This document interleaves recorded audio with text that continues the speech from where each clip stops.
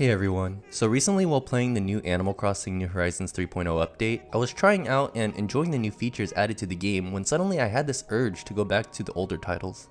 The new update got me nostalgic again, seeing how far the series has gone, and it didn't help that the other Animal Crossing videos I also created made me crave playing the older titles. So instead of doing a video on my thoughts of the new update, I wanted to go backwards and play the older games again to see how New Horizons as a whole stacks up to its predecessors and how the series changed over time. And mainly discussing why the older games in Animal Crossing are magical. So I decided to take out my stuff from storage so that I can make a video on what made older Animal Crossing titles magical, and I thought that City Folk would be a good game to help me gather my thoughts on this topic and how New Horizons compares to the older Animal Crossing games. I chose City Folk to represent what I like to call old school Animal Crossing for several reasons. First off, City Folk, in my eyes, would be the last game in the series that used pretty much a similar formula that the original title and Wild World had.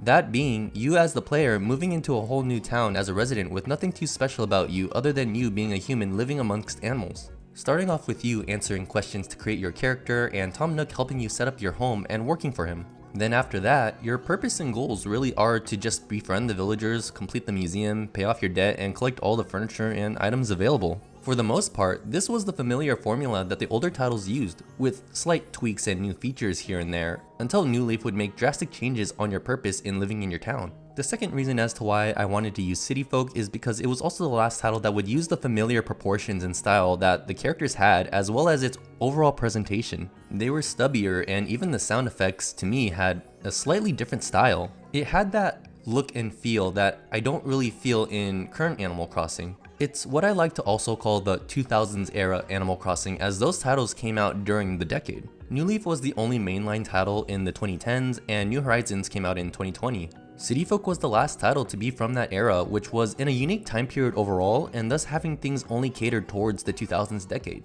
Lastly, City Folk was honestly the easiest game for me to record, as I just needed my Wii U to help me record footage. I wish I got Wild World from the Wii U Virtual Console years back when the old Nintendo Online service was still around, but I sadly didn't. That's fine, like I said, City Folk should still do a good job representing the older games. I have my original DS copy, but I don't want to record footage from my DS unless you want to watch a video that feels like it came straight out 2008. With that, let's begin. So in City Folk, we set up our character by answering some questions, and right off the bat, this to me was always a fun bit for your character. Your appearance being based on the questions you're asked. It's great that New Horizons gives you the ability to better create yourself to your liking, but I don't know, I really miss the randomness if you didn't use a guide. The last time this was implemented was in New Leaf, and further customization can be done through Harriet. But back to the game, we move into town via bus, and we have that iconic character Rover asking us those questions which will affect how we will look in the game. Once I arrive, I head to Town Hall, then choose my home that's on a preset location, and of course Tom Nook is our guide to help set up my new home. I get the work uniform from him and run a few errands while also being introduced to the residents of the town. Just so you know, I named my town Purple because why not? So the animals I got in town are Mac, Rizzo, what? Amelia, Mitzi, and Gabby. Immediately, I'm already in love with my residents, and I feel there's a lot of character in them compared to New Horizons. They feel alive, and their homes just feel fun to enter in, and seeing the furniture they have set up. With that said, I believe City Folk was the first title to start toning down the characters in terms of rudeness towards the player, but otherwise they feel more lively than New Horizons already. An example of this is with Rossetti, where he even mentions that he toned down his attitude so that he doesn't scare players anymore, and making it clear to those players that all he wants is for people to remember to save their game. Honestly, that was a good choice on Nintendo's part, but a piece of his character feels lost. But if people can change their attitude and behavior over time, then Rossetti can too, so it's fair. Anyways, these residents are my lot I have to coincide with. I didn't choose these villagers, and I feel that it's my responsibility to meet and greet the locals, since I am the new guy after all. Soon after, I take the bus to the city, and immediately when arriving, I'm greeted with so much nostalgia and charm. You got different animals roaming around, you see characters like Label or Kix for the first time, I see the Serena fountain, I get a balloon, you're surrounded by various buildings, all while listening to one of my favorite tracks in all of Animal Crossing, the city theme. Man, looking at this, I can't help but think that no matter how hard I design my town in New Horizons, it can never quite capture the feeling of these older games being not only in the city, but my little town too. There's nothing for me to create or build, it's all already here. yet I'm in love with my environment in the older games like City Folk. The best way I can put it is that I feel immersed in a world that's already lived in, and I, as the player, am discovering for myself the world I stepped into. And the music doesn't help either, cause when I'm booting up this game or running around in my town, I'm greeted with the feeling of, welcome back to the place where you can relax. Plus, in the city, I see so many different characters that I want to talk to and learn more about them and why they're in the city in the first place. I can't force anyone I don't like out of this place, they're all here on their own business. I'm just appreciating the different walks of life in this game, and all the lovable characters Nintendo has created. A part of me feels sad because I think many people who play New Horizons are neglecting all of these amazing animals just because it's not their favorite or one looks ugly to them. There's nothing wrong with having favorite villagers, I definitely have my favorites too, no doubt about it, but this game reminds me that there are so many villagers that we need to appreciate and be happier that they live in our towns. Is it me? I'm not the only one that feels this, right?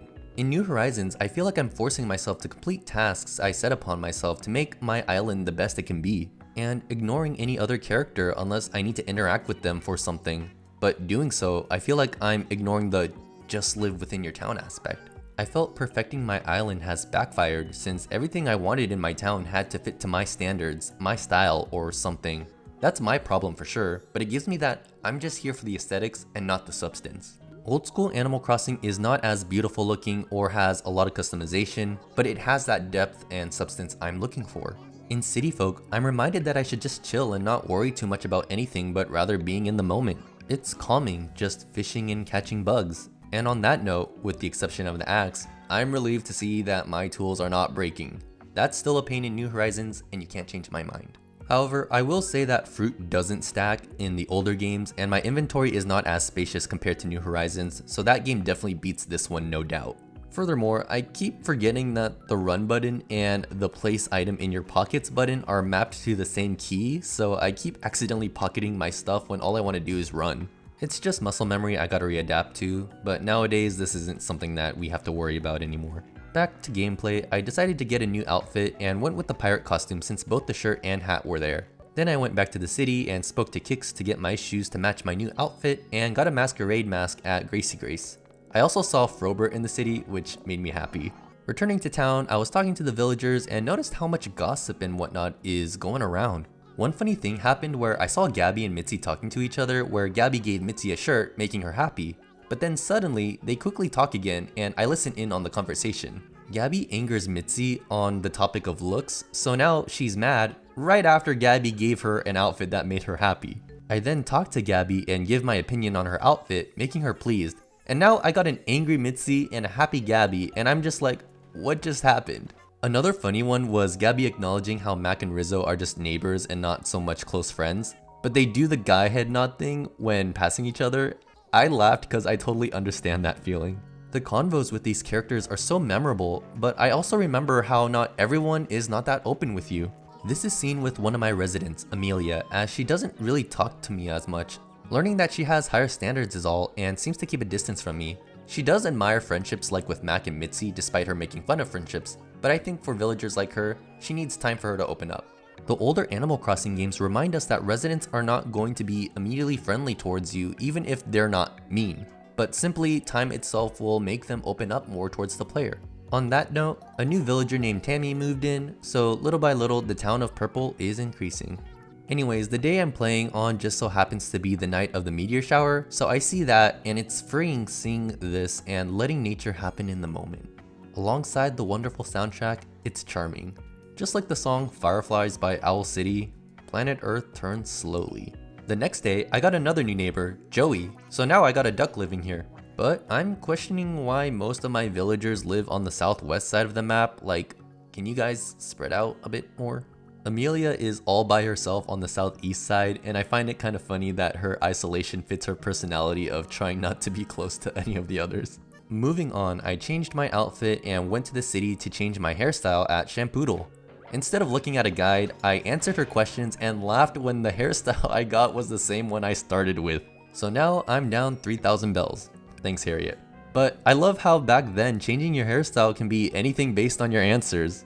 At the same time, I'm also glad that New Horizons just lets us pick whatever we want to look like. So, playing old school Animal Crossing, one thing that comes to mind is that the older games want you to take your time.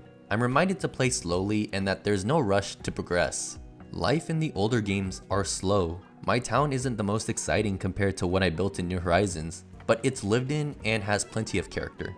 After coming back to City Folk, my reason for living in town is simpler. Nothing too fancy really, but still iconic. A sandbox not for building and creating stuff, but a sandbox of a world already built and to immerse yourself in. I like how this game was essentially the final version of old school Animal Crossing. Along with the original and Wild World, all have their unique features per game, but overall City Folk was the last hurrah for a formula that reached its full potential. Which is why I completely understand why Nintendo had to change things up when New Leaf released. The old school formula I love about the older games to me is enjoyable, but you can only do so much with it to the point where it can get stale. People want new innovations and new things to do, and when a new game in a popular franchise gets a new entry, consumers want to buy something that isn't the exact same game. Every Animal Crossing game after the original was built on what worked and what had to change. In City Folk's case, as someone who played a lot of Wild World, still felt like more of its predecessor. Yeah, we can go to the city, and I like being in the city, there are a lot of fun things to do, but another part of me feels that it was like an add-on extension to a game that pretty much felt the same to its predecessors. When I made my first Animal Crossing video, I mentioned how I didn't have too many memories with City Folk because it felt more like Wild World. I want to add on from that video that I still had a great time and enjoyed my experience with the game and spent plenty of hours, yet Wild World was still more memorable to me since City Folk could only do so much with that old formula. As someone who played City Folk back in the day, I too felt the formula that worked for so many years needed something new beyond going to the city, because my town itself still felt like Wild World, despite some of the new tweaks and additions added to the game. That's why when New Leaf arrived, it was like a new leaf for the series. A change that I understand needed to happen to make players have a reason to play the new entry of the time. It was the same franchise we love, but the changes made the game genuinely refreshing, and I remember when I jumped in on the game back in 2013, it quickly beat out City Folk in terms of playtime. I had more to do, more to customize, the changes that were refreshing for many players. Then, when New Horizons arrived, the game's formula was rewritten again. Due to it, the culture feels different now. It became many people's first Animal Crossing. Along with it, different perspectives came in. The way Animal Crossing was perceived changed. I know fans who came in from the old school titles can probably better explain this feeling better than I can. If so, please feel free to express this. I'd like to note that it's great people are playing Animal Crossing in new ways, and I don't want anyone, even myself, to gatekeep or tell them that the way they are playing or perceiving Animal Crossing is wrong. Or they'll never be a true fan of the series just because the way they play is not the intended way, quote unquote. Rather, I'm in the camp of just play the game in the way you want to play, don't let anyone judge you for it. If the developers give you the tools and power to do so, then do so. It's like when new players get judged by longtime fans for playing a game on easy or casual mode compared to a challenging difficulty. It's thanks to those easier difficulties, new fans can join in on the series. It's implemented by the developers for a reason. To not let those players put the game down for being challenging. And we want to welcome them, just like I want to welcome new fans to Animal Crossing, and a lot of new fans are a part of the community now. Animal Crossing as a whole is no longer just another franchise Nintendo owns, but it is now one of the biggest players alongside Mario and Zelda.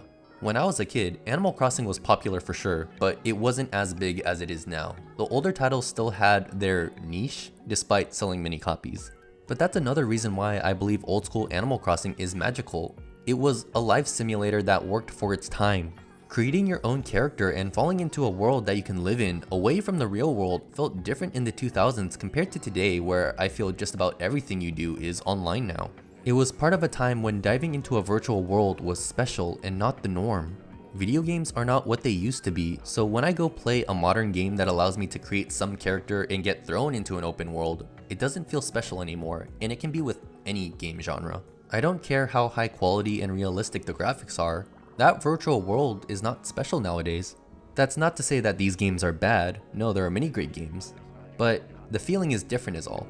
But back then, being in Animal Crossing, I was in a world of escapism. Other examples of this include Neopets and Club Penguin. They had unique worlds that were fun to explore. Do you guys remember them? Those interactive worlds cannot be replicated today, especially in cases like Neopets and Club Penguin, since using the internet back in the 2000s was just nearing the end of its Wild West era. It was crazy back then.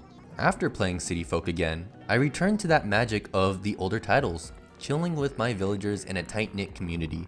I got excited seeing a new resident and didn't judge them, just appreciated them for moving into town. I want to bring this all back to another reason of what makes older titles magical.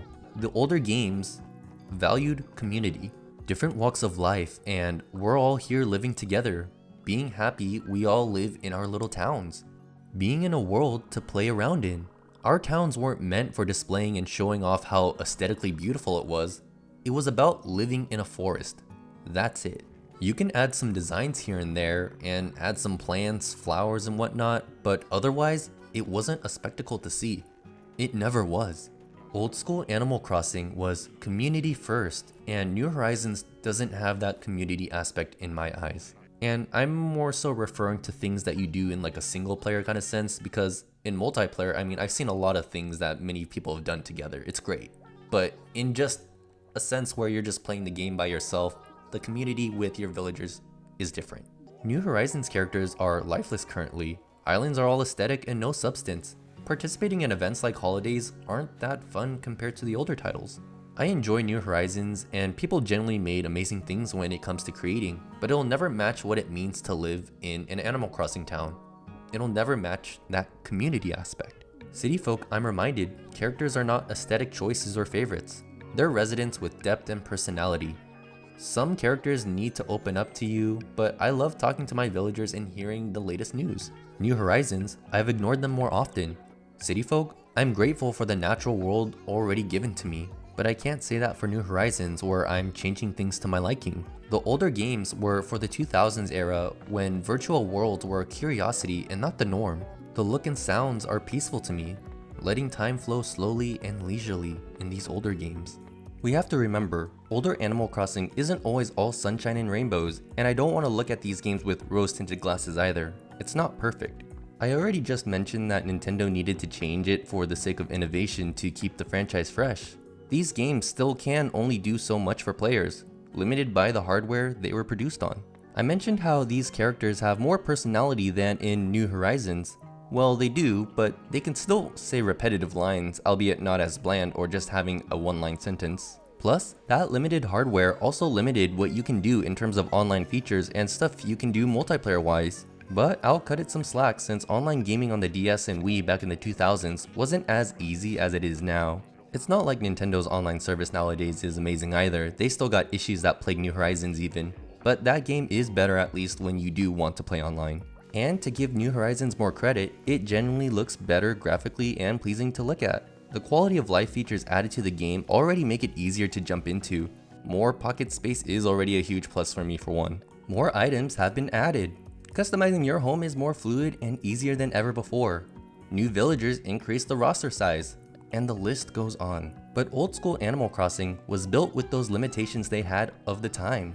And due to it, the games were polished to the best they could for the N64, GameCube, DS, and Wii. Every entry added what they can, and had to make sacrifices too. When Dobutsu no Mori came out on N64, that game was 30 FPS. When the GameCube release came out, it became 60 FPS, making it run smoother. But when Wild World came out, in order for that game to run on DS hardware, it fell to a staggering 20 FPS. Now, I love Wild World. It's my favorite in the series, but even I know that game doesn't look good, especially nowadays. Textures can only look so nice, and when placed next to its siblings, yeah, it's hard to go back to or even try for newer players. But the developers did what they could, and the fact that I enjoyed it as a kid regardless just shows how frame rate and overall look and texture quality doesn't mean everything to make a game fun to explore. Luckily, Nintendo did fix Wild World's issue since City Folk runs smoothly at 60 FPS.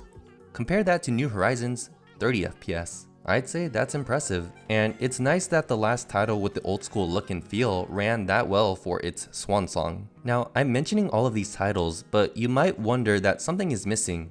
Where is New Leaf? Why is it only briefly mentioned in passing? Well, I don't consider it old school enough in my eyes, and I feel it more akin to New Horizons. This video makes it sound like New Horizons is the game that introduced many new modern features to the series, when in reality, New Leaf started some of them first, such as fruit stacking starting here, customization became more forefront, online features and connectivity became modern and easier to utilize. Again, this video was only meant to talk about the 2000s era Animal Crossing games, which I feel was in its own bubble. And I wanted to only compare it to New Horizons since it is the latest title in the series as of this point in time. It's the most up to date, and one most players are currently playing, especially now that the new 3.0 update is here. That leaves New Leaf in its own state of limbo, as it wasn't close enough to hold that old school magic. Nostalgic nowadays, yes, but not to the degree of City Folk and prior. But worry not everyone, New Leaf is the GOAT, and you know what they say, you can't touch perfection.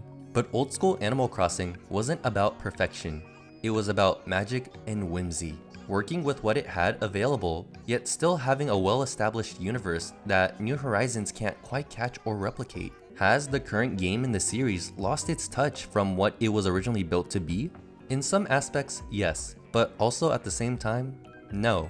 The fact that I play New Horizons differently in terms of what I feel my purpose is, definitely is different to how I played Wild World as a kid. Those old games, even playing it again years later as an adult, I'm just roaming around and messing around. New Horizons, I keep returning to build more and more of what I like. Still plenty fun, but a different mindset is in place. And in that regard, that's where the special feeling of the older games have disappeared. Nintendo knows what it wants its franchise to be now, and we're just gonna have to live with it. Can I play New Horizons like the older titles? Yeah, for sure. After all, I said play as you want. But it can never truly capture that magic I'm looking for, because that magic belongs only to the older games. With that said, I also stated Animal Crossing needed to change to not become stale. I'm glad we got New Leaf and New Horizons. They're fantastic games, but I choose to play those games differently is all. So those are some reasons that I think makes old school Animal Crossing magical. After playing City Folk, it wasn't just nostalgia, but evidence that despite simplicity, was still as, if not more, impactful to me than New Horizons. And what do you think about all of this? Is there something you'd like to add on to it? Are you a newer fan or older fan that has a different perspective on what makes your favorite Animal Crossing magical to you? Let me know in the comments, and remember to like and subscribe. For now, that's all I have, so remember to stay calm and stay chill everyone. Bye!